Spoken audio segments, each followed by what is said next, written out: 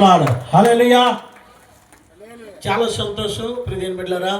ఇప్పుడు మరి రెండవ వర్తమానం మన మధ్య ఉన్నటువంటి సువార్థికురాలైన మరి సువర్ణగా సిస్టర్ గారు దేవుని వర్తమానాన్ని అందిస్తారు. మరి అందరికీ చెప్పాను, ఒక వాళ్ళ గురించి మరి చెప్పలేదు. పైన ఫోటోలో ఉన్నారు కదా సువార్థికురాలని, దైవ సేవకురాలు మరి జయమ్మ గారు మరి ముఖ్య ప్రసంగికులుగా రావాలి. అయితే వారు డేట్ ఇచ్చారు. డేట్ ఇచ్చాకే నేను ఫోటో వేశాను, వారు నడకుండానే ఫోటో వేయలేదు. అయితే డేట్ ఇచ్చింది వస్తా అన్నారు, వచ్చి చాలా సంతోషించారు. ఫ్లెక్సీ ఫొటోస్ వచ్చి ఇక్కడ కార్యక్రమం రావడానికి.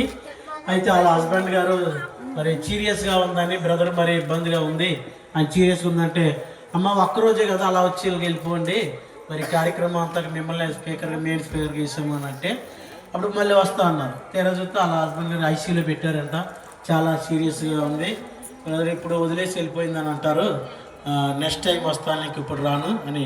ఫ్లైట్కి వచ్చి మళ్ళీ వాక్యం అయిన వెంటనే ఫ్లైట్కి వెళ్ళిపోతానన్నారు. మరి అలాగే అంత ఫ్లైట్ టికెట్ కూడా చేసుకున్నారు. అయితే అదన్నీ క్యాన్సిల్ చేసుకున్నారు. మరి హైదరాబాద్లో బంజారా హిల్స్లో 1000 మంది సంఘంతో పరిచయం చేస్తున్న మరి జయమ్మ గారు మనకి ఎలా పరిచయం అంటే, మరి శాఖర్ గారు పాస్టమ్మ గారే, శాఖరాజ్ జోసన్ గారు పాస్టమ్మ గారు. ఎందుకంటే కరోనా టైంలో ఆ చర్చికి వెళ్ళారు. వెళ్తే ఆమె ప్రార్థన చేసిన తర్వాత మరి ప్రెగ్నెన్సీ కన్ఫర్మ్ అయ్యింది యోషన్ బాబు. అందుకని యోషన్ బాబు